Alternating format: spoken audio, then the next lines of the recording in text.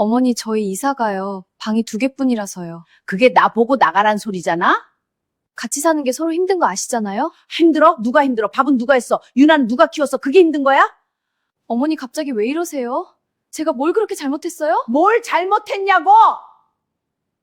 어머니, 우리 그냥 각자 편하게 살아요. 좋아, 근데 각자 살려면 내 돈부터 내놔. 이 집 살 때 내가 5천만 원 보탠 거 알지? 현관문이 쾅 닫혔어요. 아무 말도 없었어요. 인사도 없었어요. 그냥 쾅 닫혔어요. 저는 부엌에서 그 소리를 들었어요. 식탁 위에 아침밥이 차려져 있었어요. 셋이 먹을 양이요. 며느리가 나간 거예요. 남편 데리고요. 어디 가는지도 모르고요. 사흘이 지나서 문자 한 통이 왔어요. 며느리한테서요. 저 유럽이에요. 2주 있다 와요. 그게 전부였습니다. 그런데 말이에요. 저는 그 문자를 받고 나서 처음으로 생각했어요. 지금까지 참아온 게 뭐였나? 이 집에서 내가 뭐였나? 그리고 그때부터 조용히 준비를 시작했습니다. 며느리는 그걸 몰랐겠지요. 시어머니가 이렇게 무서운 사람인지를요. 명장사연에 방문해 주셔서 감사합니다. 사연 시작 전 구독과 좋아요 부탁드립니다. 지금 듣고 계신 곳이 어디신지 댓글로 남겨주시면 행복이 그곳으로 도착할 겁니다. 지금부터 사연 시작하겠습니다. 저는 윤말순, 올해 70입니다.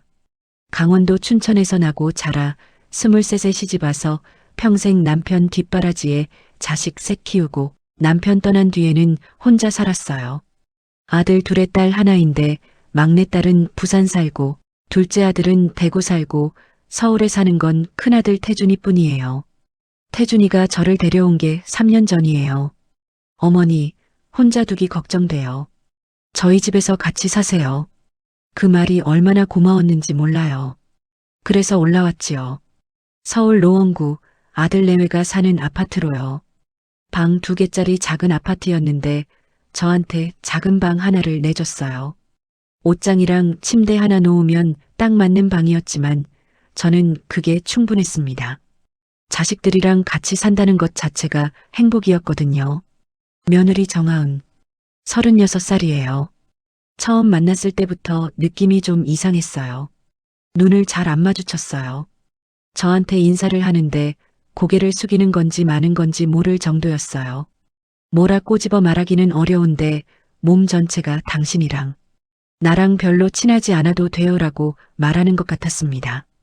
그래도 저는 좋게 봤어요.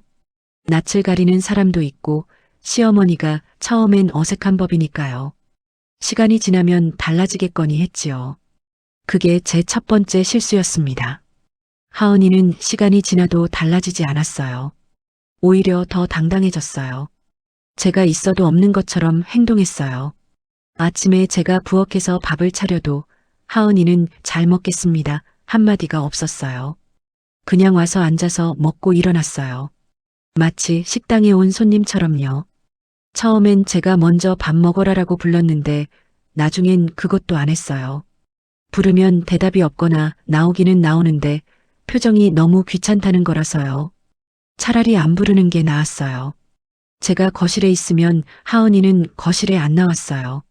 텔레비전을 보고 있으면 하은이가 방에서 나오다가 제가 있는 걸 보고 그냥 다시 방으로 들어간 적도 있었어요. 문이 닫히는 소리가 나는데 제가 뭔가 잘못한 것처럼 움츠러들었어요. 내가 거실에 있는 게 그렇게 불편한가 싶어서요. 손녀 유나는 5살이었어요. 하은이가 유나를 어린이집에 보내지 않았어요. 이유가 있었습니다. 어머니가 계시잖아요. 그 한마디였어요. 저한테 물어본 것도 아니었어요. 그냥 태준이한테 말하는 걸 제가 옆에서 들었어요. 어머니가 계시니까 어린이집 안 보내도 된다고요. 저는 그때 뭐라고 했어야 했을까요? 아마 제가 그때 한마디를 했어야 했어요. 저는 아이 돌봄 도우미가 아니라고 같이 사는 거지. 일하러 온 게 아니라고요. 근데 그 말이 입에서 안 나왔어요. 아들 눈치가 보였거든요. 아들이 난처해 할 것 같아서요. 그래서 제가 유나를 맡게 됐어요. 아침에 일어나면 유나 밥 먹이는 게 제 일이었어요. 낮에 유나 놀아주는 것도 제 일이었어요. 유나 낮잠 재우고 깨면 또 놀아주고 간식 챙겨주고 하은이는 낮에 집에 있어도 방에 있었어요. 재택근무한다고 했는데 방문이 하루 종일 닫혀 있었습니다. 문제는 저녁이었어요. 하은이가 저녁을 먹지 않는 날이 많았어요. 제가 차려놓아도 방에서 안 나왔어요. 그러면 태준이도 저도 둘이서 밥을 먹었는데 먹다 보면 어색했어요. 태준이는 아내 눈치를 보는지 말을 많이 안 했거든요. 어느 날 제가 태준이한테 조심스럽게 말했어요. 하은이가 나랑 밥을 잘 안 먹네. 내가 뭔가 거슬리는 게 있나? 태준이가 한숨을 쉬면서 말했어요. 어머니, 그냥 그런 스타일이에요. 신경 쓰지 마세요. 신경 쓰지 말라고요. 저는 그 말을 듣고 더 이상 묻지 않았어요. 근데 신경이 안 쓰이는 게 어디 있어요. 같은 집에 사는데요. 그러다가 처음으로 하은이한테 제대로 상처를 받은 날이 있었어요. 유나 생일이었습니다. 유나가 6살이 되는 날이었어요. 저는 며칠 전부터 준비를 했어요. 유나가 좋아하는 미역국 끓이고 잡채 만들고 동그랑땡 부치고 새벽부터 일어나서 차렸어요. 그런데 그날 아침에 하은이가 유나 손잡고 밖으로 나가는 거예요. 저한테 한마디도 없이요. 저는 부엌에서 그 뒷모습을 봤습니다. 현관문이 닫혔어요. 태준이가 멋쩍게 말했어요. 어머니, 하은이가 유나 백화점 데려가서 생일 선물 사주려고 했나 봐요. 어머니 음식은 저녁에 먹으면 되잖아요. 저녁에요. 저는 새벽부터 일어난 거였는데 저녁에도 셋이 같이 밥을 먹지 않았어요. 하은이가 유나 데리고 외식하고 들어왔거든요. 식탁 위에 제가 차려놓은 음식들은 손도 안 댄 채로 식어 있었습니다. 저는 그날 혼자서 잡채를 먹었어요. 아무 말도 안 하고요. 그게 첫 번째였어요. 두 번째는 제 생일이었어요. 저는 큰 기대를 한 게 아니었어요. 그냥 미역국 한 그릇이면 됐어요. 아니면 어머니 생신이시죠? 한마디라도요. 태준이는 아침에 저한테 조용히 케이크 하나를 사다 줬어요. 작은 케이크였는데 그것도 고마웠어요. 하은이는요? 아무 말이 없었어요. 하루 종일이요. 아침에도 점심에도 저녁에도 저를 보면서 아무 말이 없었어요. 생일인 거 몰랐냐고요? 몰랐을 리가 없어요. 태준이가 아침에 케이크 사들고 들어오면서 어머니 생신 축하해요라고 했거든요. 옆에 하은이도 있었어요. 그냥 안 한 거예요. 하기 싫은 거예요. 저는 그날 잠자리에 누워서 한참 생각했어요. 내가 뭘 잘못했나? 내가 어떻게 하면 좋을까? 더 잘해줘야 하나? 더 조심해야 하나? 근데 더 뭘 잘해줄 수가 있어요. 저는 이미 이 집에서 숨죽이고 살고 있었는데 그러다가 화가 났어요. 아주 잠깐이요. 근데 바로 눌렀어요. 괜히 감정 건드렸다가 집 안 분위기 험해지면 제 손해니까요. 저는 그렇게 참는 게 일상이 됐습니다. 그런데 진짜 한계가 온 건 지난 봄의 일이에요. 3월이었어요. 아직 쌀쌀할 때였습니다. 하은이가 저한테 뭔가 부탁을 한다 싶으면 태준이를 통해서 했어요. 직접 저한테 말하는 법이 없었어요. 그날도 그랬어요. 저녁을 먹고 나서 태준이가 저한테 말했어요. 어머니, 유나 이번 주에 계속 봐주실 수 있어요? 하은이가 좀 바쁘다고 해서요. 저는 그래, 그럼이라고 했어요. 언제나 그랬던 것처럼요. 그리고 이틀이 지났어요. 하은이가 오후에 화장을 하고 나왔어요. 평소에 화장을 잘 안 하는데 그날은 제대로 했어요. 가방도 큰 걸 들었고요. 저는 부엌에서 유나 간식을 챙기다가 물었어요. 하은아, 어디가? 하은이가 거울 보면서 말했어요. 친구 만나요. 그게 끝이었어요. 저는 더 물어보지 않았어요. 그날부터 그게 반복됐습니다. 사흘에 한 번씩, 이틀에 한 번씩 하은이는 꾸미고 나갔어요. 저는 유나를 봤어요. 유나가 엄마 어디가? 라고 물으면 하은이는 잠깐이라고 하고 나갔어요. 잠깐이 저녁 8시까지 이어질 때도 있었어요. 저는 이상하다는 생각을 안 한 게 아니에요. 근데 감히 뭐라고 하겠어요. 며느리 생활을 통제하는 시어머니 소리 들을까봐 그냥 뒀습니다. 그리고 그 일이 벌어진 게 4월이었어요. 그날 아침이었습니다. 저는 새벽 5시에 일어났어요. 언제나 그랬던 것처럼 부엌으로 갔어요. 아침을 준비했지요. 유나 아침은 따로 부드럽게 해줬어요. 아이가 된 밥을 잘 못 먹거든요. 그런데 아침 7시쯤 태준이랑 하은이가 캐리어를 끌고 거실로 나왔어요. 저는 눈이 커졌어요. 어디가? 태준이가 약간 눈치를 보면서 말했어요. 어머니, 저희 잠깐 여행 가요. 잠깐이요? 캐리어 크기가 잠깐이 아니었어요. 저는 물었어요. 어디? 하은이가 대신 대답했어요. 유럽이요. 그리고 그게 끝이었어요. 저는 한동안 아무 말도 못했어요. 유럽이요. 유럽이라고요. 언제 가는 거예요? 얼마나 있다 오는 거예요? 유나는요? 아무것도 물어볼 틈이 없었어요. 왜냐면 하은이가 바로 이어서 말했거든요. 유나 좀 부탁드려요. 그리고 현관으로 갔어요. 태준이가 저한테 어머니, 죄송해요.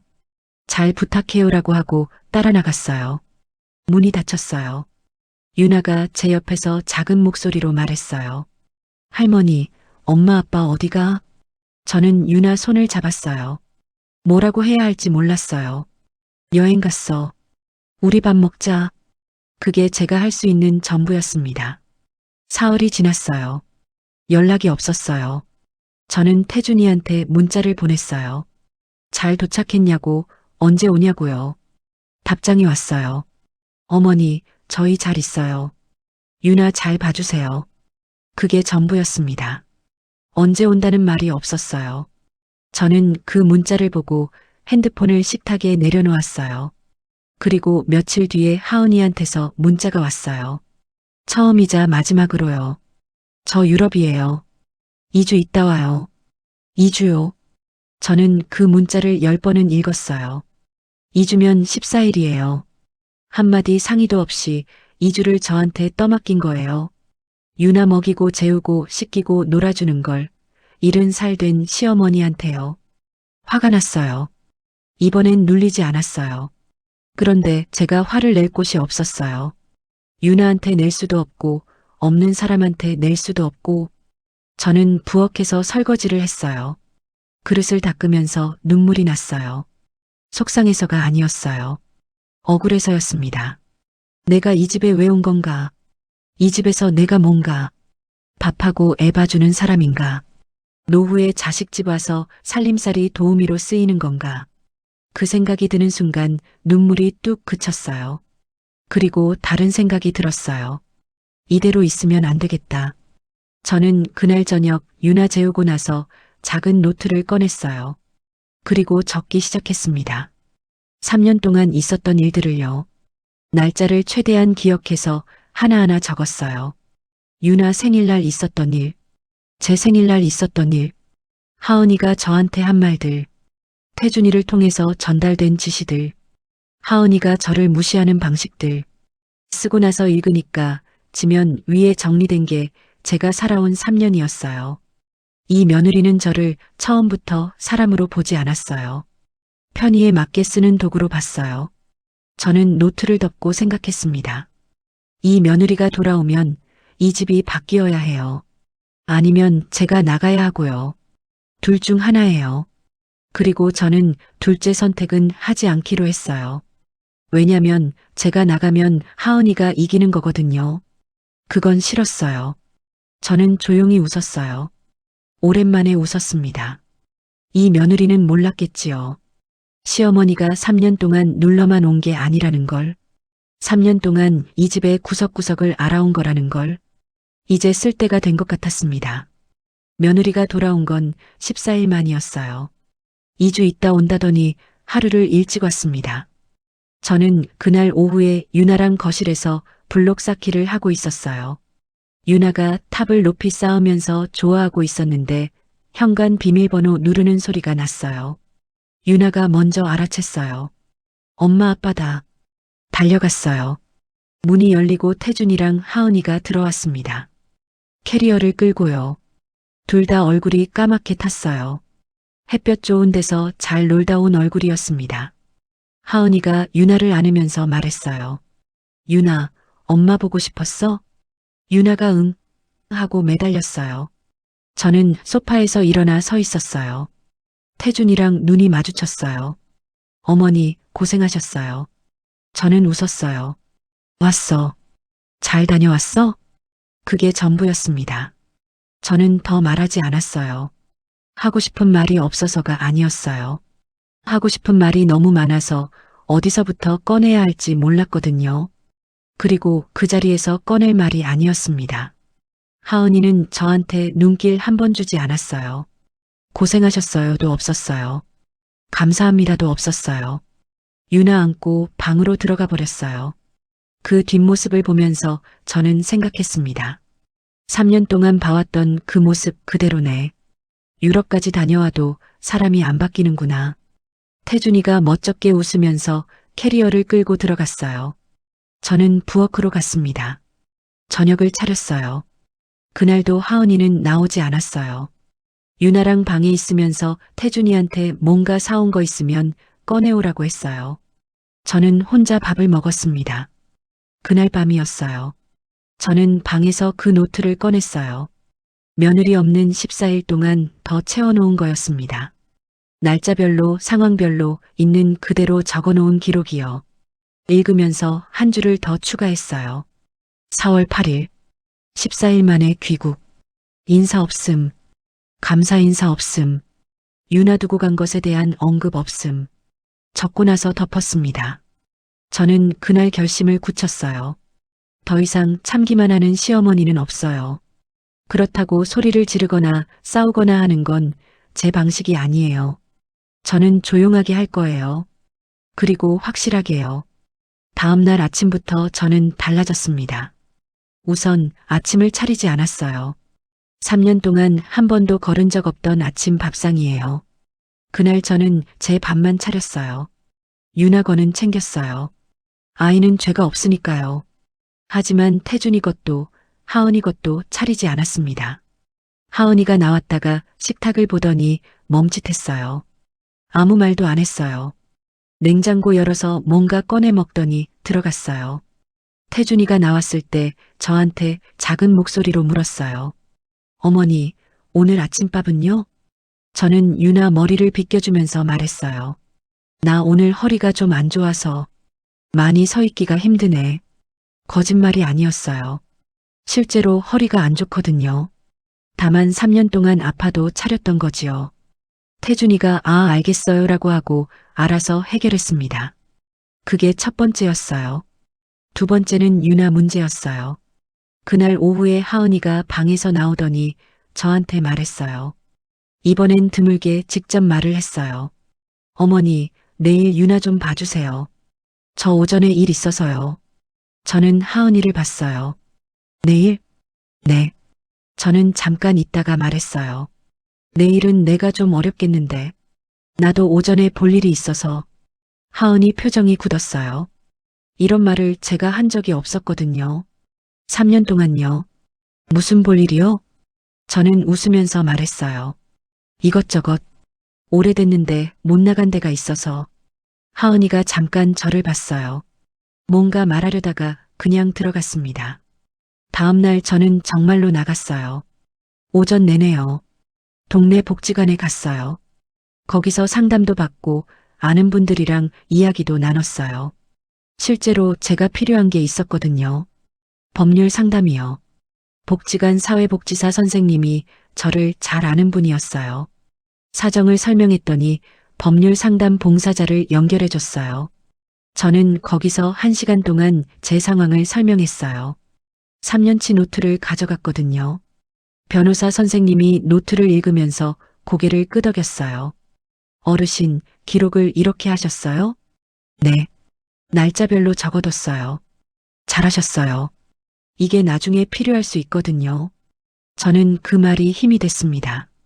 집으로 돌아왔어요. 하은이가 어찌어찌 유나를 혼자 봤나 봐요. 제가 들어오니까 하은이 얼굴에 뭔가 불편한 기색이 있었어요. 저는 모른 척했어요. 그렇게 며칠이 지났습니다. 그런데 문제가 생겼어요. 첫 번째 위기가 찾아왔어요. 태준이가 어느 날 저녁에 저를 방으로 불렀어요. 둘이서 이야기를 해야 할 것 같다면서요. 저는 들어가서 앉았어요. 태준이 표정이 심상치 않았어요. 어머니, 요즘 왜 그러세요? 왜 그러냐니? 아침밥도 안 차리시고, 유나도 갑자기 못 봐준다 하시고, 하은이가 많이 불편해한다고요. 저는 그 말을 듣고 속이 뒤집혔어요. 하은이가 불편하다고요. 2주 동안 말 한마디 없이 유럽에 다녀온 사람이 시어머니가 아침 한 번 안 차렸다고 불편하다고요. 저는 숨을 골랐어요. 흥분하면 안 됐어요. 태준아, 내가 잘못하고 있는 거야?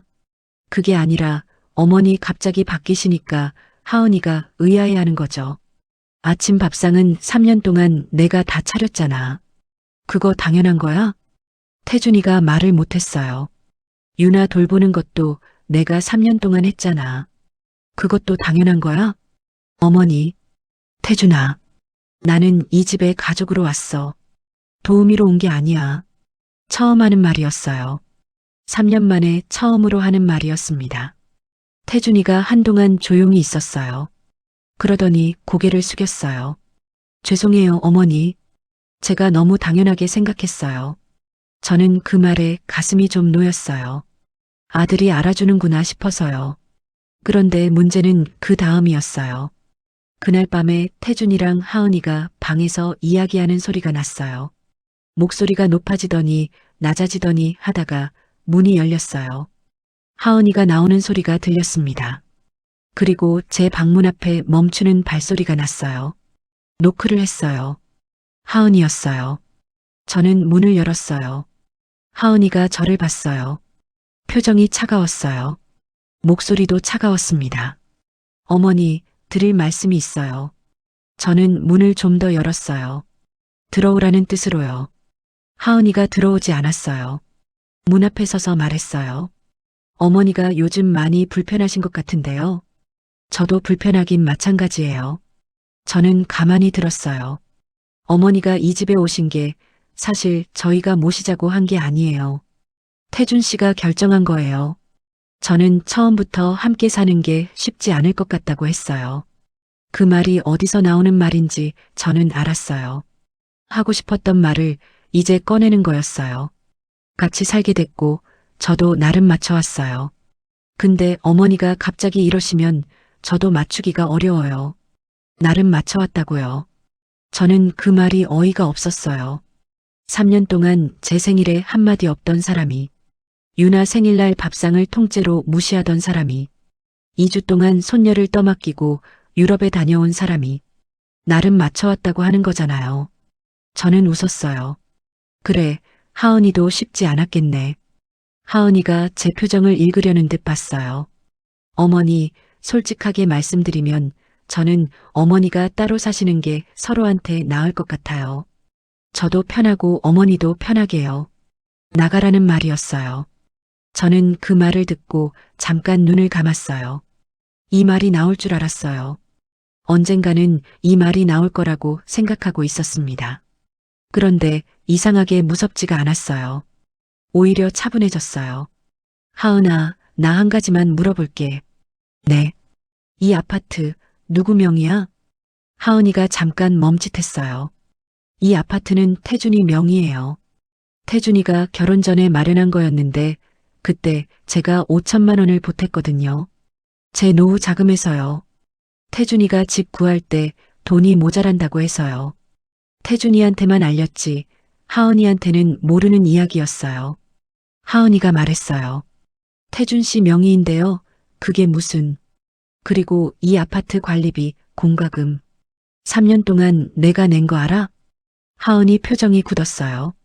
저는 태준이랑 들어와서 살면서 제 생활비는 제가 내자 싶어서 관리비랑 공과금은 제가 부담해 왔어요. 관리비가 적은 달에도 30만 원이 넘었어요. 3년이면 1,000만 원이 훌쩍 넘는 돈이에요. 하은이는 그것도 몰랐던 거였어요. 어머니, 나 나가라고? 저는 조용히 말했어요. 나는 나갈 수도 있어. 근데 나가기 전에 정리할 게 좀 있어. 하은이, 너도 그 자리에 같이 앉아줘야 할 것 같은데. 하은이 얼굴이 처음으로 당황하는 빛을 띠었어요. 아주 잠깐이었지만 저는 그걸 똑똑히 봤습니다. 문이 닫혔어요. 저는 방에 혼자 앉아서 숨을 천천히 내쉬었어요. 심장이 두근거렸어요. 이런 말을 해본 게 처음이었으니까요. 평생 이런 말을 못하고 살아온 사람이거든요. 그런데 잘한 것 같았어요. 그날 밤 태준이가 다시 저한테 왔어요. 표정이 많이 무거웠어요. 어머니, 하은이한테 무슨 말씀하셨어요? 한마디 했지.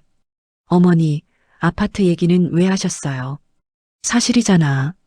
태준이 너 알잖아. 태준이가 고개를 숙였어요. 한동안 말이 없다가 말했어요. 어머니, 저 사실 드릴 말씀이 있는데요. 저는 기다렸어요. 하은이가 저한테 어머니 내보내자고 한 게 이번이 처음이 아니에요. 가슴이 쿵 내려앉았어요. 처음이 아니라고? 3년 동안 몇 번 그런 말을 했어요. 저는 그때마다 싫다고 했고요. 근데 이번엔 하은이가 좀 더 강하게 나오는 것 같아서요. 저는 조용히 물었어요. 태준아, 너는 어떻게 하고 싶어? 아들이 고개를 들었어요. 눈이 빨개져 있었어요. 저는 어머니 계속 모시고 싶어요.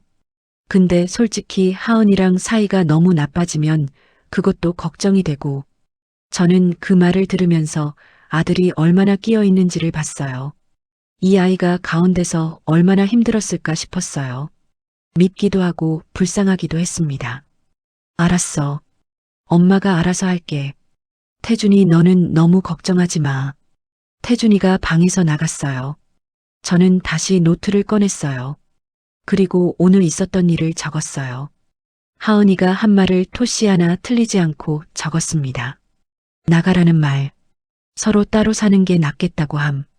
어머니가 오신 게 자기 의사가 아니었다고 함. 다 적고 나서 저는 핸드폰을 들었어요. 그런데 잠이 잘 오지 않았어요. 뒤척이면서 별별 생각이 다 들었어요. 내가 지금 잘하고 있는 건가? 이렇게까지 해야 하나? 그냥 나가면 편하지 않을까? 아들이 힘들어하는데 내가 너무 하는 건 아닐까? 그때 유나 방에서 소리가 났어요. 잠꼬대 소리였어요. 할머니, 할머니. 잠결에 저를 찾는 소리였어요. 저는 살그머니 유나 방으로 갔어요. 이불을 덮어줬어요. 유나가 제 손을 잡더니 그냥 잠들었어요. 이 아이는 잠결에도 할머니를 찾는구나.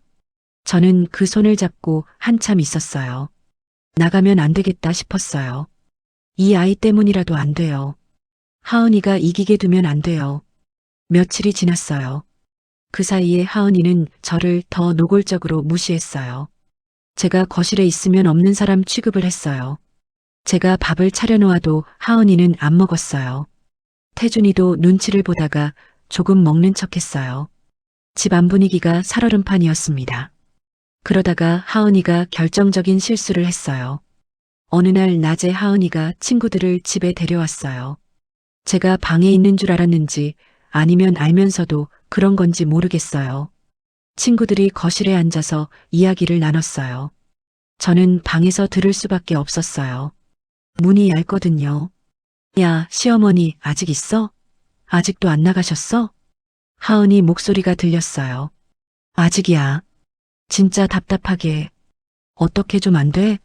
직접 나가달라고 해봐. 했어. 근데 눈치가 없어. 눈치가 없다고요. 저는 방에서 그 말을 들었어요. 가슴이 뜨겁게 타오르는 것 같았어요. 저는 방문을 열고 나갔습니다. 하은이 친구들이 저를 보고 멈칫했어요. 저는 부엌으로 걸어갔어요. 냉장고 열어서 물 한 잔 따랐어요. 그리고 천천히 방으로 돌아갔어요. 아무 말도 안 했어요. 문을 닫았어요. 거실이 조용해졌어요. 얼마 뒤에 친구들이 일찍 갔어요. 저는 방에 앉아서 오늘 들은 말을 노트에 적었어요. 날짜, 시간, 있었던 일, 들은 말. 그리고 핸드폰을 열어서 녹음 버튼을 눌렀어요.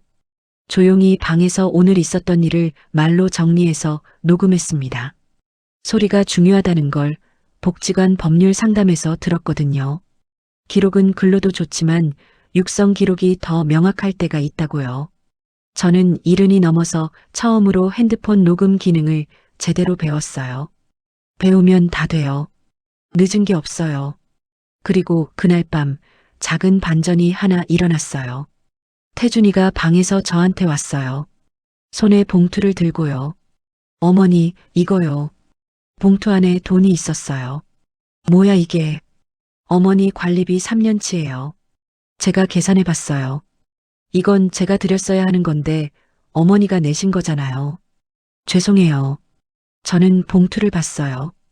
태준아, 나는 이 돈 때문에 한 말이 아니야. 알아요. 그래도 이건 드려야 해요.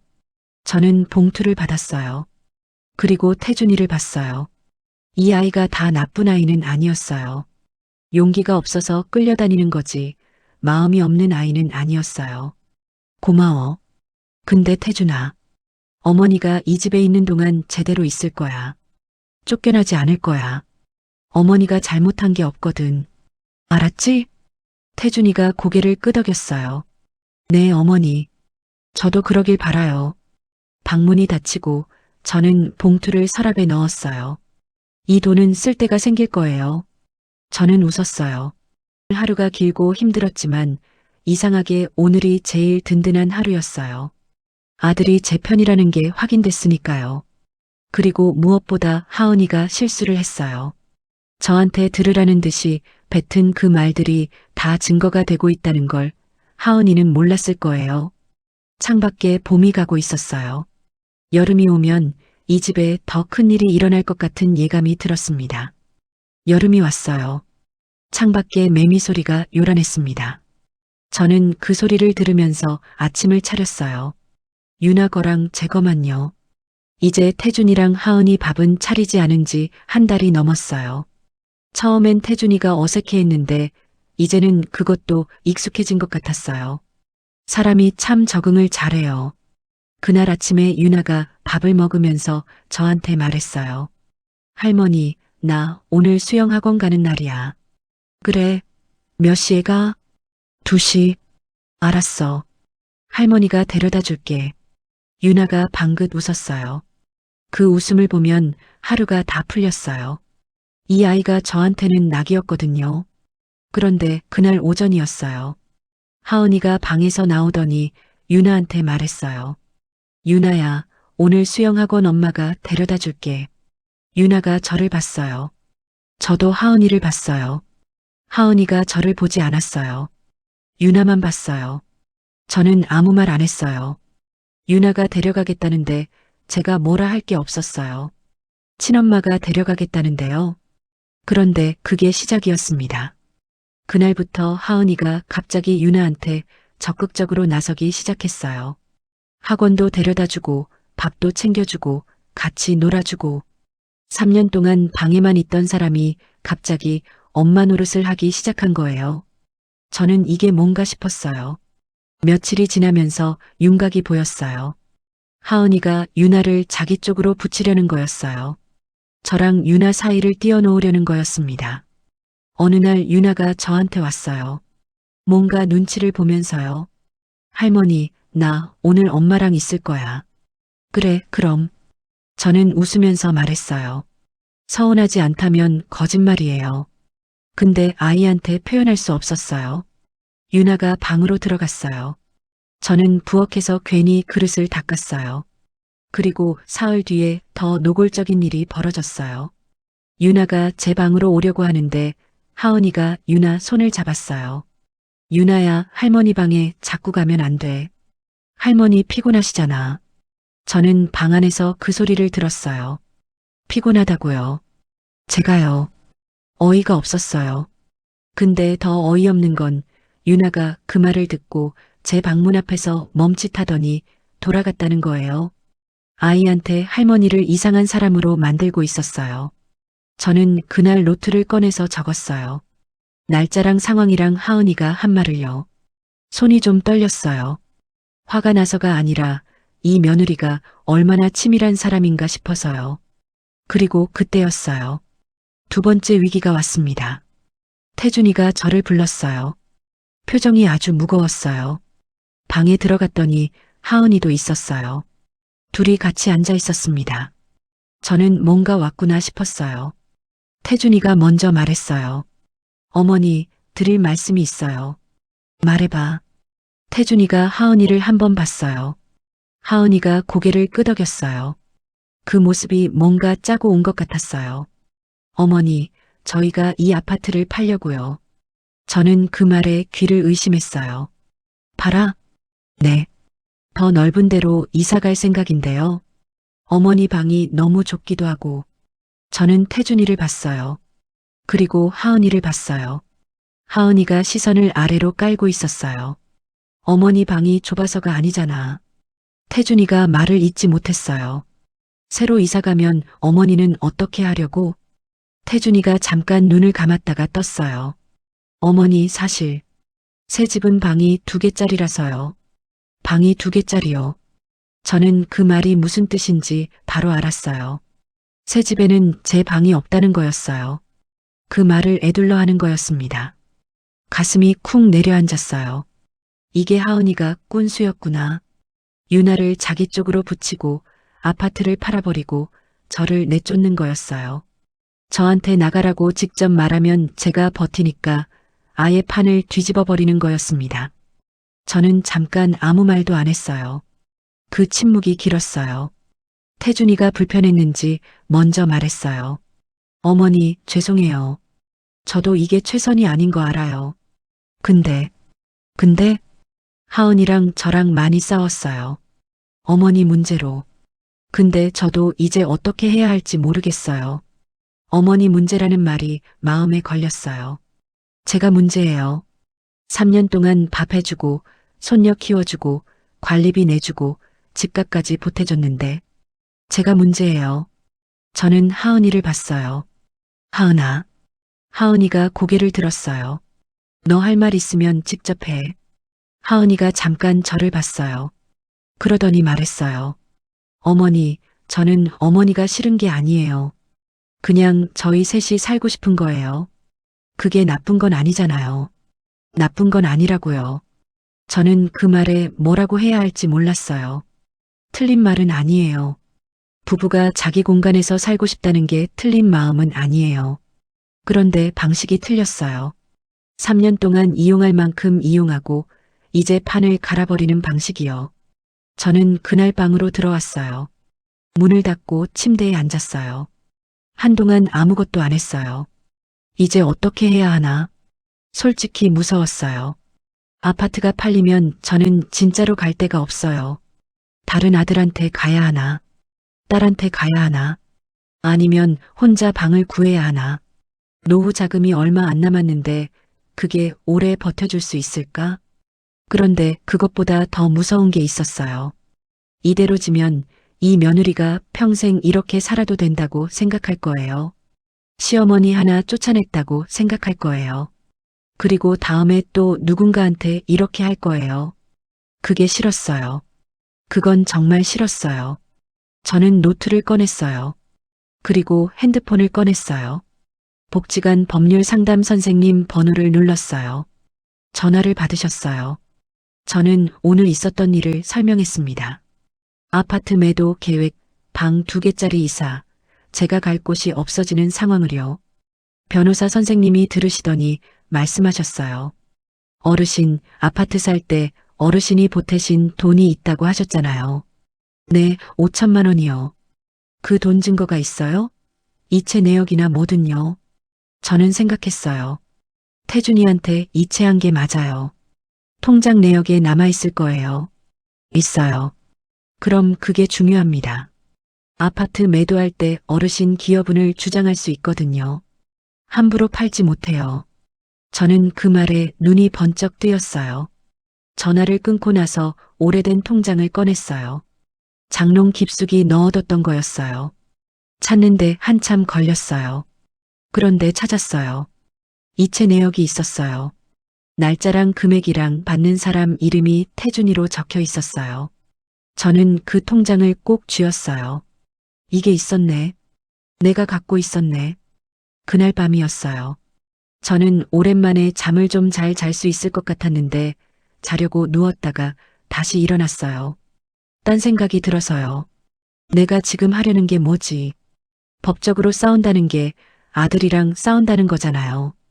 태준이랑 법정에서 마주한다는 거잖아요. 그게 맞는 건가?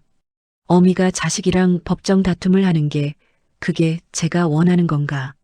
그리고 설령 제가 이긴다 해도 이 집에서 계속 사는 게 가능하기는 한 건가? 하은이랑 태준이가 저를 원하지 않는 집에서 제가 버티는 게 행복한 건가? 도무지 답이 안 나왔어요. 이기는 방법은 있어요. 5천만 원 이체 내역 들이밀고 3년치 노트 들이밀고 녹음 파일 들이밀고 법적으로 아파트 매도 못하게 막으면 돼요. 근데 그러면요. 그러면 태준이가 어떻게 되는 거예요? 태준이 결혼 생활이 어떻게 되는 거예요? 유나는요. 유나가 엄마 아빠 싸우는 걸 보면서 크는 게 제가 원하는 건가? 저는 한참 천장을 바라봤어요. 이렇게 어려운 선택인 줄 몰랐어요. 그때였어요. 핸드폰이 울렸어요. 밤 11시가 넘은 시간이었어요. 모르는 번호였습니다. 저는 잠깐 보다가 받았어요. 여보세요. 윤말순 어르신이세요? 네, 그런데요. 저 복지관 법률 봉사 나오는 김 변호사인데요. 낮에 통화 드렸잖아요. 죄송한데 한 가지 여쭤볼 게 있어서요. 네, 말씀하세요.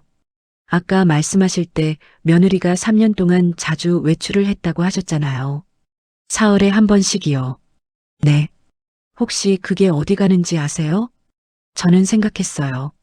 몰라요. 친구 만난다고만 하고 나갔으니까요. 잠깐 침묵이 있었어요. 제가 왜 이걸 여쭤보냐면요. 어르신이 말씀하신 내용 중에 제가 좀 걸리는 게 있어서요. 며느리가 재택근무를 한다고 하셨는데 사흘에 한 번씩 정기적으로 외출을 한다는 게 좀 특이하거든요. 저는 그 말에 뭔가가 스치는 게 있었어요. 어르신, 혹시 아드님이 그 외출에 대해서 알고 계세요? 저는 생각해 봤어요. 태준이는 알고 있었을까요? 하은이가 자주 나간다는 걸요. 태준이는 직장에 있을 시간에 주로 나갔으니까 태준이가 알 수 없었을 거예요. 모를 것 같은데요. 그렇군요. 뭐, 단순히 친구 만나는 거일 수도 있는데요. 그냥 참고로만 아시고요. 전화가 끊겼어요. 저는 핸드폰을 내려놓고 오래 생각했어요.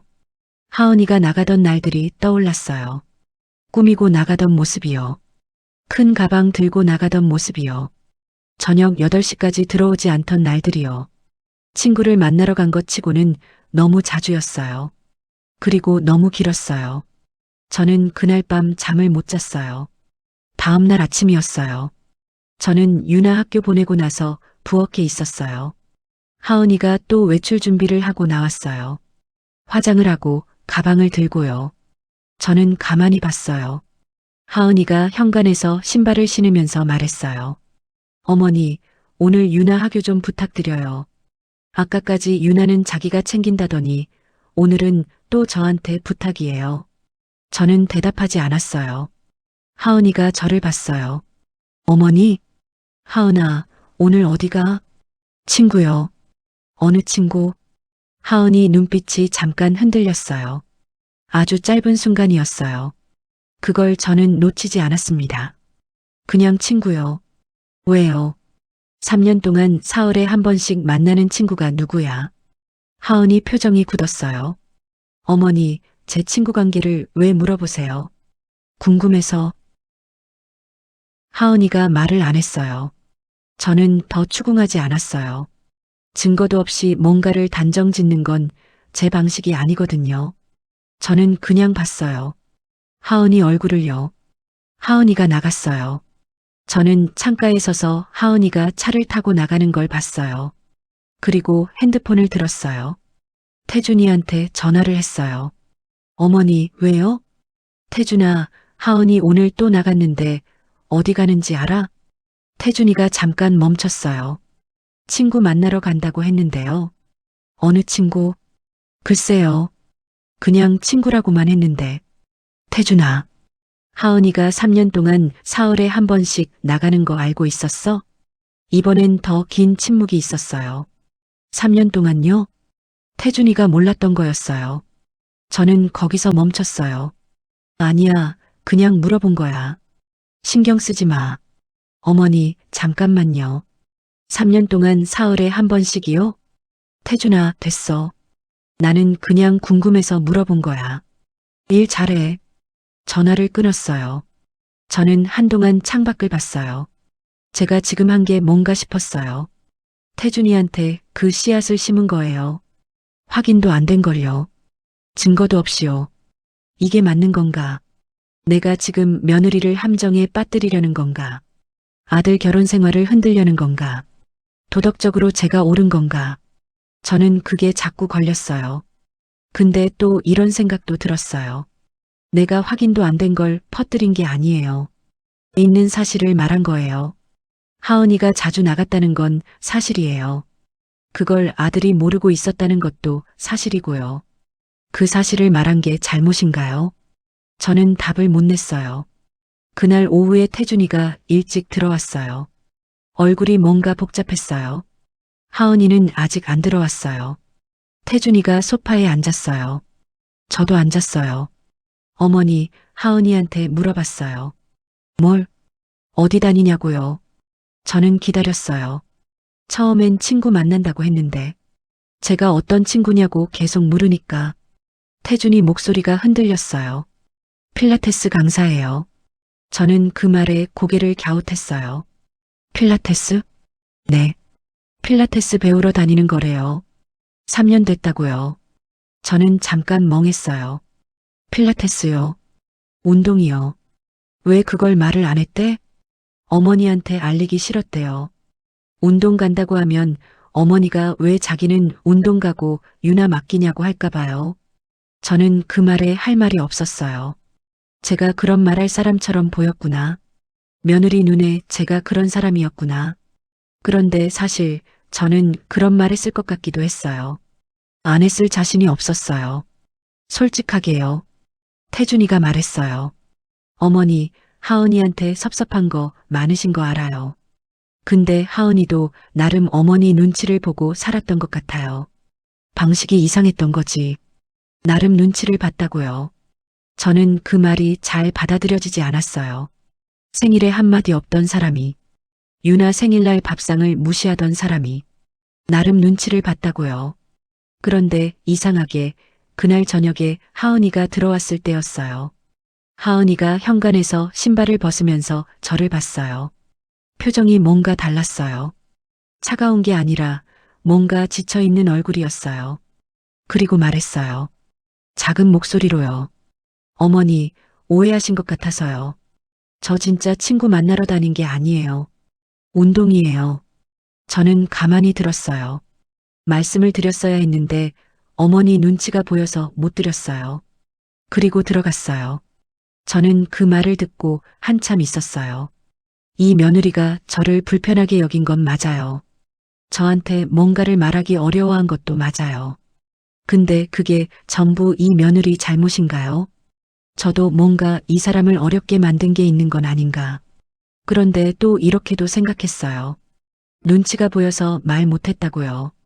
그러면 저한테 직접 부탁 한마디 없이 유럽을 간 건요. 그건 눈치를 봐서 한 행동인가요? 그건 그냥 무시한 거 아닌가요? 저는 그 경계가 어딘지 헷갈렸어요. 이 며느리가 나쁜 사람인가, 그냥 서툰 사람인가, 둘 다인가. 그날 밤 저는 노트를 펴놓고 오래 앉아 있었어요. 뭔가를 적으려고 폈는데 아무것도 못 적었어요. 그리고 대신 지금까지 적어놓은 것들을 처음부터 다시 읽었어요. 3년치였어요. 읽으면서 보이는 게 있었어요.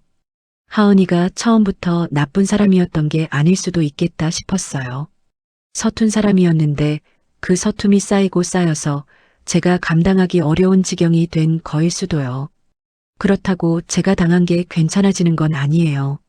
생일에 한마디 없던 것도, 유럽에 말도 없이 간 것도, 나가라고 한 것도, 그건 여전히 잘못된 거예요. 근데 그 잘못이 악의에서 나온 건지, 무지에서 나온 건지, 그게 달랐어요. 저는 노트를 덮었어요. 다음날 아침이었어요. 저는 밥을 차렸어요. 오랜만에 네 사람분을요. 하은이가 나왔다가 식탁을 보고 멈췄어요. 저를 봤어요. 저는 말했어요. 앉아. 밥 먹어. 하은이가 잠깐 서 있다가 앉았어요. 태준이도 나왔어요. 식탁을 보고 저를 봤어요. 저는 밥을 퍼줬어요. 하은이 거도, 태준이 거도요. 아무도 말이 없었어요. 유나가 나오면서 식탁을 보더니 말했어요. 오, 오늘 다 같이 먹어? 아무도 대답을 안 했어요. 유나가 그냥 앉았어요. 그리고 잘 먹겠습니다.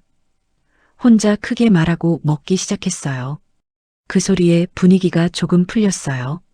저는 밥을 먹으면서 생각했습니다. 이 며느리랑 제가 앞으로 어떻게 될지 아직 모르겠어요. 아파트 문제도 아직 안 끝났고요. 하은이가 진심으로 달라질지도 모르겠어요. 근데 한 가지는 알겠어요. 제가 3년 동안 참기만 한 게 이 며느리를 위해서도 좋지 않았어요. 누군가 잘못된 방향으로 가고 있을 때 아무 말 안 하는 게 착한 게 아니거든요. 그냥 피하는 거예요. 저는 이제 피하지 않기로 했어요. 싸우겠다는 게 아니에요.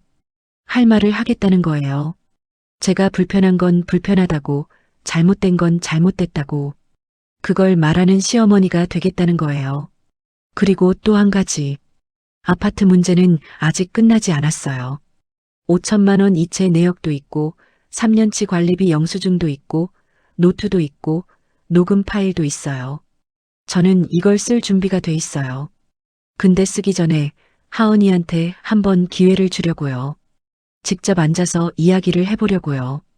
그게 먼저예요. 그리고 만약 그 기회를 하은이가 걷어찬다면 그때는 조용히 꺼낼 거예요. 제가 모아온 것들을요. 저는 숟가락을 내려놓고 창밖을 봤어요. 여름 하늘이 높고 파랬어요. 오랜만에 하늘이 예뻐 보였습니다. 가을이 됐습니다. 베란다 화분에 고추가 빨갛게 익었고 아침마다 창문에 서리가 끼기 시작했어요. 하늘이 높아졌고 공기가 달라졌습니다. 계절이 바뀌어도 이 집안은 늘 똑같았어요. 저는 그날도 새벽 5시에 눈이 떠졌습니다. 부엌에 가서 밥을 안 치고 국을 올리고 반찬을 꺼내놓고 그게 제 아침이었습니다. 아무도 시키지 않았고 아무도 고맙다고 하지 않았지만 저는 그냥 했어요. 사실 이상한 낌새가 며칠 전부터 있었어요. 태준이가 방에서 나오다가 서류를 서랍에 밀어넣는 걸 봤습니다. 제가 지나가자 얼른 덮었어요. 저는 못 본 척 지나쳤습니다. 뭔지 알면서도 묻지 않았어요. 하은이도 핸드폰으로 뭔가를 검색하다가 제가 거실로 나오자마자 화면을 뒤집어 놓는 걸 봤어요. 부동산이구나 했습니다. 그 생각을 하면서 저는 그냥 방으로 들어갔어요.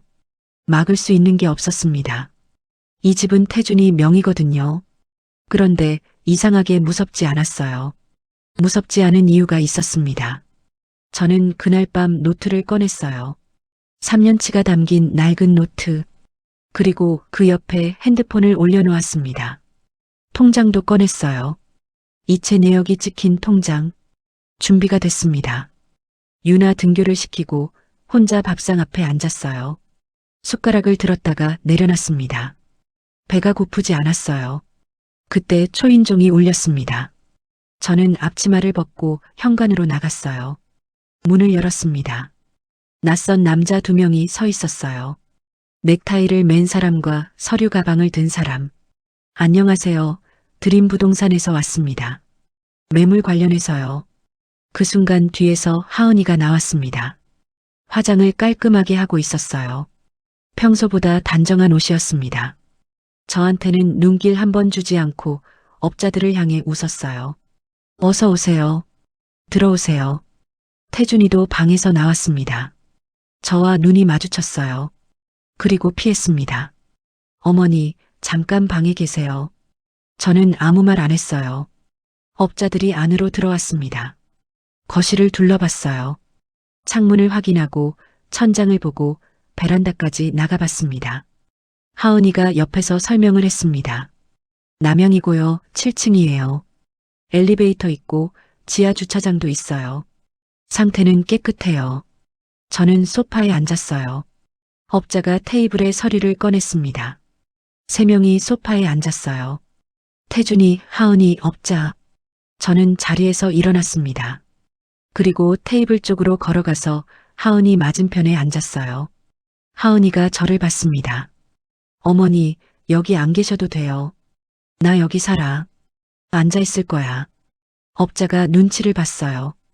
태준이가 어색하게 말했습니다. 어머니, 저희가 다 얘기할게요.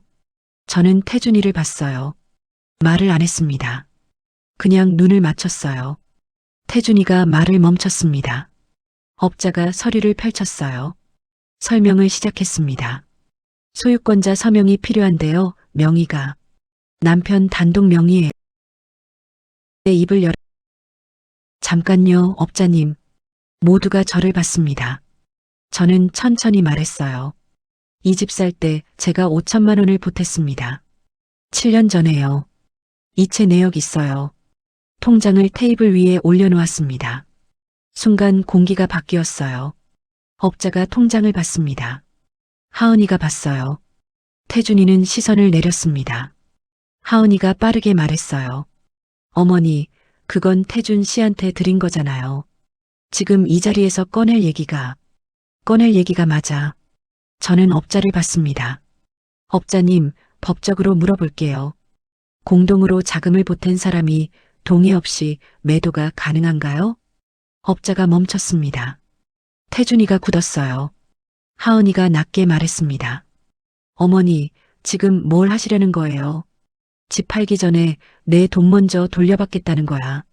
그건 태준 씨한테 준 거고 저희 부부 사이에서 이체 내역에 수신인이 태준이로 돼 있어.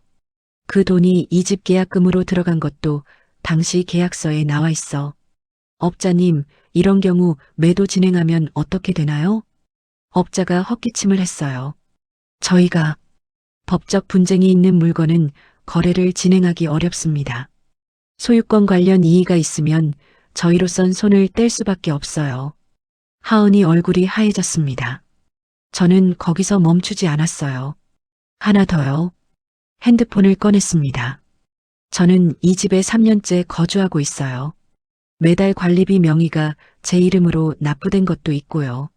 그런데 이 집 매도를 추진하면서 저한테 고지가 한 번도 없었어요. 거주자한테 사전 고지 없이 매도 진행하면 문제가 되지 않나요? 업자가 태준이를 봤어요. 태준이가 아무 말 못했습니다. 법적으로 현거주자 보호 규정이 있거든요. 저 그거 복지관 법률 상담에서 들었어요. 확인해 보셨어요? 하은이가 처음으로 당황한 얼굴을 했어요. 지금까지 3년 동안 저는 하은이한테서 그 얼굴을 한 번도 본 적이 없었습니다. 항상 차갑고 항상 여유 있고 항상 제가 아무것도 모른다는 듯이 대했어요. 그 얼굴이 무너졌습니다. 업자가 자리에서 일어났어요. 저희가 오늘은 좀 더 정리가 되신 다음에 다시 연락 주시는 게 좋을 것 같습니다. 죄송합니다. 서류를 챙겼어요. 가방을 들었습니다. 태준이가 현관까지 배웅했어요.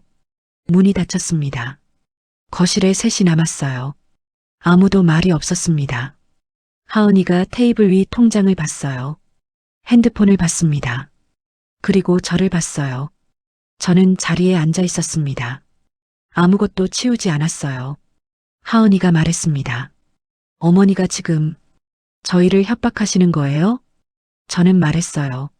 협박이 아니야. 사실이야. 5천만 원을 돌려달라는 거예요? 집 팔면 돌려줘야지. 내 돈이니까. 하은이가 태준이를 봤습니다. 여보, 이거 들었어요? 어머니가 지금. 태준이가 말했어요. 어머니 말이 맞아. 하은이가 멈췄습니다. 뭐요? 5천만 원 어머니 돈이야. 내가 받은 거야. 집 팔면 드려야지. 태준 씨, 지금 진지해요? 우리 계획이. 하은아. 태준이 목소리가 낮아졌어요. 어머니가 3년 동안 여기 사셨어. 유나 봐주시고 밥 차려주시고 그러면서 우리가 어머니한테 뭘 했어. 생각해봐. 하은이가 입을 다물었습니다. 태준이가 저한테로 돌아섰어요. 어머니, 죄송해요. 제가 어머니한테 너무 못했어요. 저는 아무 말도 못했습니다. 아들한테서 그 말을 들은 게 얼마만인지, 3년 동안 그 말이 그렇게 듣고 싶었는지도 몰랐어요. 하은이가 자리에서 일어났습니다. 방으로 들어가려고 했어요. 저는 말했습니다. 앉아. 하은이가 멈췄어요. 도망가지 마. 할 말이 있어. 하은이가 천천히 돌아봤습니다. 그리고 다시 소파에 앉았어요. 처음으로 제 말에 순순히 앉은 거였습니다. 저는 노트를 집어들었어요. 이거 법원에 가져갈 생각은 없었어. 하은이가 노트를 봤습니다. 근데 오늘 내가 나한테 한마디 상의도 없이 업자를 불러놓는 거 보고 생각이 바뀌었어. 내가 이렇게 살면 안 되겠다 싶었어. 저는 노트를 펼쳤습니다. 2021년 11월 3일. 유나 생일 밥상 차렸는데 하은이가 미역국이 싱겁다고 했다. 하은이 표정이 굳었어요. 2022년 음력 섣달 20엿새. 내 생일. 저녁에 혼자 찬밥 먹었다. 태준이 10시에 들어와서 아무 말 없었다. 태준이가 눈을 감았어요. 2023년 5월. 하은이가 전화로 친구한테 말했다. 시어머니가 눈치가 없어서 집에 있기 불편하다고. 그건 하은이가 말을 꺼내려다 멈췄습니다. 녹음 있어. 조용히 말했어요. 하은이가 입을 닫았습니다. 유럽 가면서 나한테 문자 한 줄. 2주 있다 온다고. 10살 동안 유나 나 혼자 봤어. 아프면 어쩌나 학교 갔다 오면 뭐 먹이나 혼자 다 했어. 거실이 완전히 조용해졌어요. 이게 3년이야. 날짜별로 다 있어. 하은이가 처음으로 시선을 내렸어요. 저는 노트를 덮었습니다. 5천만 원. 내가 나한테 사람답게 대해줬으면 안 꺼냈어. 근데 너는 오늘도 나한테 말 한마디 없이 업자를 불렀어. 3년 동안 단 한 번도 달라진 게 없었어. 하은이가 아무 말도 안 했습니다. 집 팔아도 돼. 나가도 돼. 근데 5천만 원은 돌려줘. 그리고 저는 하은이를 똑바로 봤어요. 한 가지만 물어볼게. 나한테 미안하지 않아? 긴 침묵이었습니다. 유리창 밖에서 바람 소리가 들렸어요. 하은이가 입술을 깨물었습니다. 저는 기다렸어요. 하은이가 말했습니다. 낮게, 아주 낮게. 미안해요. 처음이었어요. 3년 동안 처음으로 들은 말이었습니다. 저는 아무 말 안 했어요. 하은이가 이어서 말했습니다. 저도 어머니가 무서웠어요. 처음부터 뭘 해도 틀릴 것 같고 뭘 해도 부족할 것 같고 그러다 보니까 그냥 없는 사람처럼 대하는 게 편했어요. 그게 잘못인 거 알았어요. 알면서도 못 고쳤어요. 저는 그 말을 들었습니다. 무서웠다고요. 나를요. 이상하게 화가 나지 않았어요. 오히려 뭔가 탁하고 풀리는 것 같았습니다. 저도 알고 있었어요. 저는 무뚝뚝한 사람이에요. 강원도 촌사람이고 잘 왔다, 고맙다, 그런 말이 먼저 다가가는 법을 모르고 살았어요. 하은이가 피하면 저도 피했고 하은이가 차가우면 저도 차가웠어요. 나도 잘못했어. 제가 말했습니다. 먼저 말을 걸었어야 했어. 밥만 차리면 되는 줄 알았어. 그게 내 잘못이야. 하은이 눈가가 붉어졌습니다. 5천만 원은 저는 말했어요.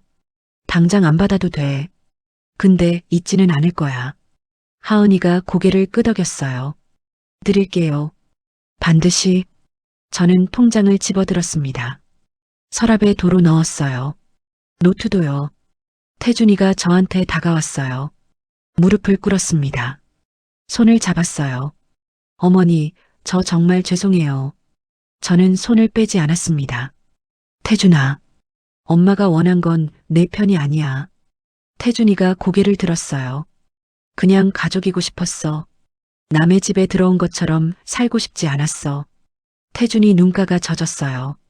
됐어. 울지 마. 강원도 사람은 안 울어. 저는 태준이 머리를 한번 툭 건드렸습니다. 그때 현관문이 열렸어요. 할머니, 유나가 뛰어들어왔습니다. 볼이 빨갛게 달아올라서요. 거실 분위기를 읽지 못하는 나이였어요. 그냥 저한테 달려와서 옆에 착 붙어 앉았어요. 할머니, 오늘 미술 시간에 그림 그렸어요. 가방을 뒤지더니 흰 도화지를 꺼냈습니다. 색연필로 그린 가족 그림이었어요. 4명이 있었습니다. 가운데 제일 크게 그려진 사람, 흰머리를 한 사람, 저였어요. 선생님이 제일 중요한 사람을 가운데에 제일 크게 그리래요. 그래서 할머니 그렸어요. 저는 그림을 받았어요. 손이 떨렸습니다. 7년짜리 아이가 크레파스로 그린 엉성한 그림이었어요. 그런데 제일 가운데에 제일 크게 흰머리 할머니가 있었습니다. 할머니가 제일 중요하니까요. 유나가 해맑게 말했어요. 저는 아무 말도 못했습니다. 하은이가 그 말을 들었어요. 하은이가 유나를 봤습니다. 그리고 저를 봤어요. 그리고 시선을 내렸어요. 눈물이 떨어졌습니다. 소리도 없이 하은이가 우는 걸 저는 3년 만에 처음 봤어요. 늘 차갑고 늘 무표정이고 뭘 해도 아무렇지 않은 사람인 줄 알았는데 이 사람도 울 수 있구나. 저는 모른 척했습니다. 그냥 유나 손을 잡고 그림을 내려다봤어요. 잠시 후 부엌에서 소리가 났어요. 냉장고 여는 소리, 냄비 꺼내는 소리, 하은이였습니다. 된장찌개 냄새가 났어요. 어색하고 서툰 냄새였습니다. 저는 유나 옆에 앉아서 그 냄새를 맡았어요. 간이 맞지 않아도 됐습니다. 어색하고 서툴어도 됐어요. 그냥 부엌에서 사람이 뭔가를 끓이고 있다는 사실이 그게 좋았습니다. 태준이가 업자한테 전화를 걸었어요. 오늘은 없던 걸로 해주세요. 죄송합니다. 짧게 끊었습니다. 저녁이 됐어요. 식탁에 그릇이 4개 놓였습니다. 처음이었어요. 3년 만에 처음으로 넷이서 같은 식탁에 앉은 거였습니다. 하은이가 국그릇을 하나씩 놓았어요. 제 앞에 놓을 때 잠깐 멈췄습니다. 그리고 말없이 놓았어요. 저도 말없이 받았습니다. 된장찌개가 짰어요. 유나가 한 숟가락 먹더니 말했어요. 엄마, 이거 좀 짜요. 그래. 응. 근데 맛있어요. 저는 그 말을 듣고 조금 웃었습니다. 혼자서 소리 없이 그냥 밥을 먹었어요. 4명이. 밥을 다 먹고 제가 설거지를 하려고 일어났는데 하은이가 말했어요. 제가 할게요. 저는 멈췄습니다. 놔두세요. 짧게. 하지만 분명하게. 저는 자리에 앉았어요. 하은이가 설거지를 했습니다. 물소리가 들렸어요. 그날 밤 저는 방에서 노트를 열었어요. 마지막 페이지를 폈습니다. 오래 들여다봤어요. 그리고 펜을 집어서 딱 한 줄을 썼어요. 2024년 10월 1일. 된장찌개가 짰다. 그게 마지막 문장이었습니다. 노트를 덮었어요. 장롱 서랍에 도로 넣었습니다. 더 쓸 일이 없을 것 같았어요. 겨울이 됐습니다. 어느 아침 저는 커피를 타서 창가에 섰어요. 햇빛이 들어오는 창가였습니다. 뒤에서 발소리가 났어요. 어머니, 커피 더 드실 거예요? 하은이 목소리였습니다. 저는 잠깐 멈췄다가 말했어요. 응, 한 잔 더. 하은이가 부엌으로 갔습니다. 커피를 내렸어요. 머그컵을 들고 와서 제 옆에 조용히 놓았습니다. 저는 받았어요. 우리 둘 다 아무 말 안 했습니다. 창밖에 하늘이 보였어요. 겨울 하늘이었습니다. 높고 차갑고 맑았어요. 3년이 걸렸습니다. 이 자리까지 오는데 완전히 달라진 건 아니에요. 하은이가 갑자기 다정해진 것도 아니고 제가 갑자기 부드러워진 것도 아니에요. 그냥 조금 달라졌어요. 눈이 마주치면 피하지 않게 됐고 식탁에 4자리가 생겼고 부엌에서 가끔 된장찌개 냄새가 났습니다. 그걸로 됐어요. 저는 커피를 다 마셨습니다. 부엌으로 들어가서 유나 아침을 준비했어요. 오늘도 그냥 살아가는 거예요. 다예요. 명장사연을 찾아주셔서 구독과 좋아요는 큰 힘이 됩니다. 다음에 더 재미난 내용으로 찾아뵙겠습니다. 감사합니다.